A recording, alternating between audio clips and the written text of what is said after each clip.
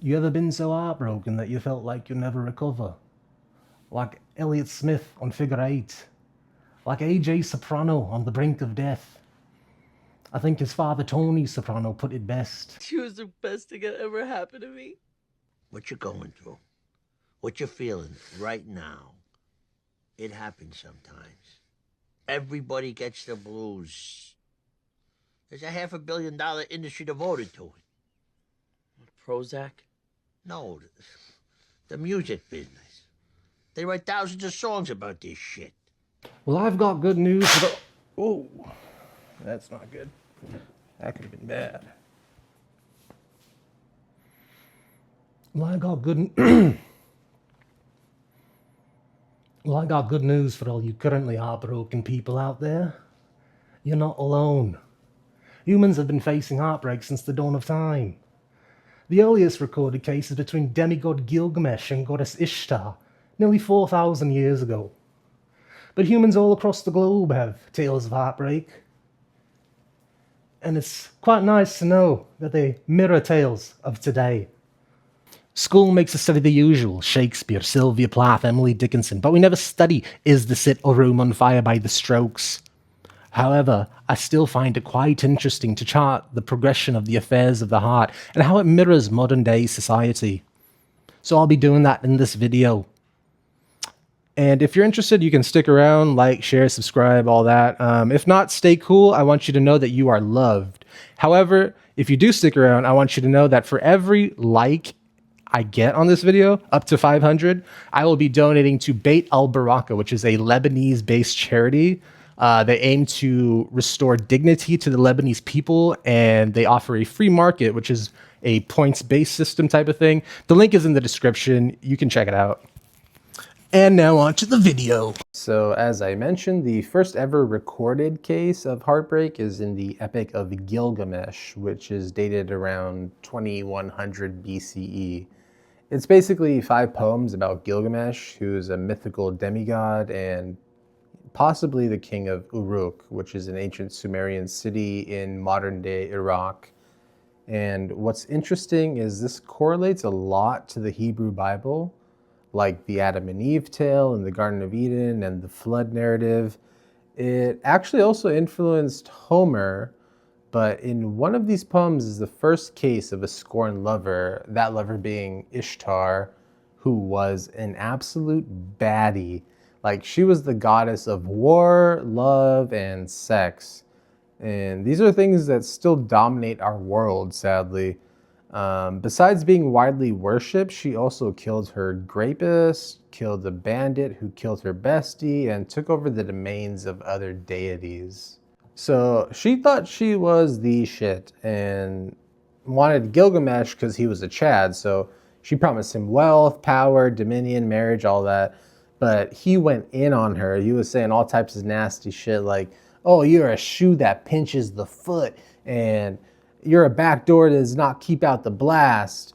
But the main thing that turned her off was the fate of her former lovers. She was a man-eater.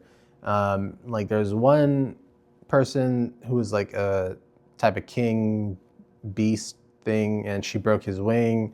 There was like a horse that she ordained for like whipping and stuff. And there's one dude named Ish-ul-Anu, the gardener, translation. And when he couldn't satisfy her, she turned him into a dwarf. So he basically thought it was like a death sentence to be with her.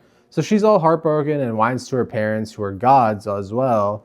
And they unleash a bull on Gilgamesh and his best homie. They kill that bull, but ultimately his bestie, who's named Enkidu, gets murked, and this messed Gilgamesh up.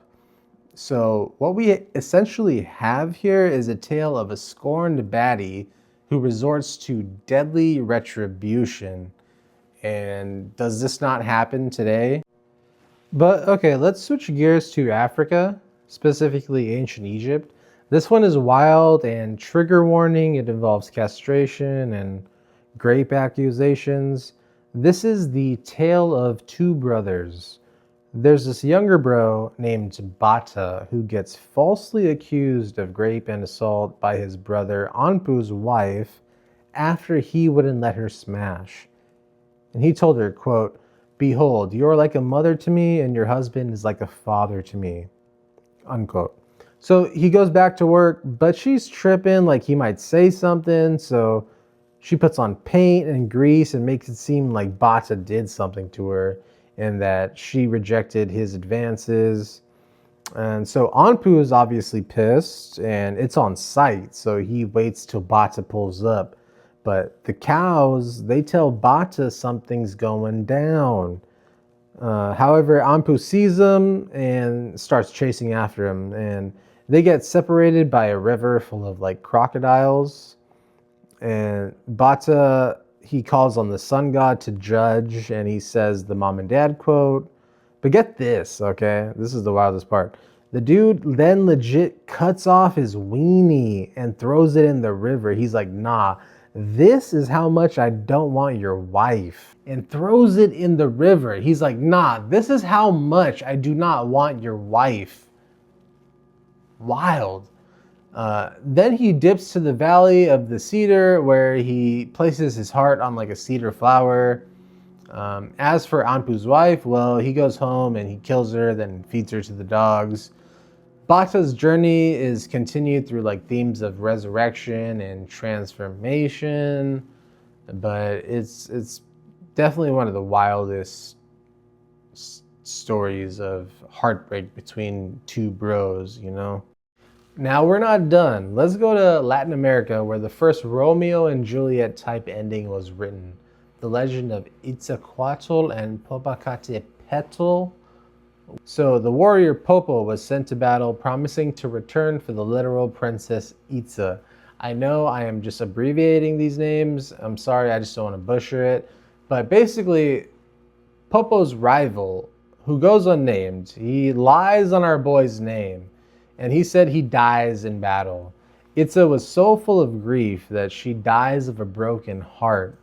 And when Popo gets back, he carries her body to the mountain and builds two massive mounds to honor her. Then he lies down on one and kneels beside her with a torch on the other. And then he dies of grief himself. According to the legend, the gods, moved by their tragedy, cover them with snow and turn them into two famous volcanoes overlooking the Valley of Mexico in Mexico City. One is the Sleeping Woman, which is dormant, while the other still erupts, signifying the warrior's eternal smoldering rage and sorrow. This one, I mean, you don't see this happening a ton, but it does mirror Romeo and Juliet a bit, and you also do see like a lot of close lovers or like people who are married, like they die together after one goes. So it's interesting. I don't know. I mean, it's also, it definitely kind of like in Romeo and Juliet, you had somebody dying after they saw their lover die. So it's very similar, and I wonder if Shakespeare was inspired or influenced by this. Now, yes, these are all for sure heavy, but have you guys ever felt heartbreak like that? I know I have, but I ain't never done any shit like this. But let's continue. I'll lighten the mood, all right? With one of the first diss track type situations that happened in Islamic Spain. Walada bint al-mustakfi in 11th century Al-Andalus was a very modern woman for her times. She was a literal princess who had a literary salon, and she didn't wear a veil or hijab or whatever. She'd do cool shit like embroider poems onto the tunics of soldiers, like one soldier would say, "I'm made for glory," and the other would say, "I give my cheek to my lover." But yeah, she had a toxic relationship with this poet named Ibn Zaydun. Like, dude cheated on her with a slave that she educated. She said, "If you were just keeping in our pact of love, you would not love my slave maid." Yet, this dude, he still remained possessive to the point of writing a fake letter to her new lover and signing it as her. That's plagiarism, like forgery, all that. It's crazy. But after that, she was like, she famously referred to him as a pederast, a pimp, and a cheat. And I guess another point of contention between the two, Walada was like the daughter of the last Umayyad caliph, while Ibn Zaydun was associated with the rival families that helped actually overthrow the Umayyad dynasty.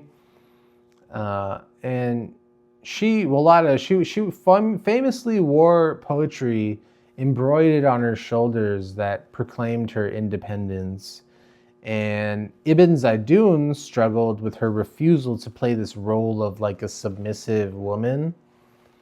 And when they broke up, they wrote poetry and they were like diss tracks between each other. And these poems, they were the talk of Cordoba. Like it's a perfect example of heartbreak as this like public intellectual battle, where you see nowadays people who write their emotions and feelings, and maybe if you're like a artist or a actor, like you reflect that in your art.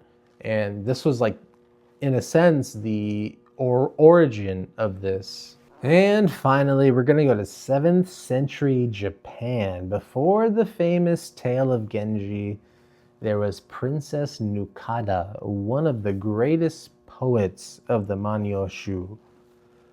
This princess, she was caught in a royal love triangle between two brothers who were both emperors, actually. And she would write about the longing that remains even after you've moved on. One of her most famous poems is about seeing her ex-lover's hunting banners waving in the distance and feeling her heart shake, even though she was married to his brother. I think this is a very modern take on the lingering echo of an old flame. It's like that meme that goes like, everything reminds me of her, or seeing things that remind you of your ex-lover, things that they may have liked, things that like they may be related to their business or their career. And by the way, these aren't just like random Japanese people that I'm showing in these images. It's actually from a TV series about Princess Nukata.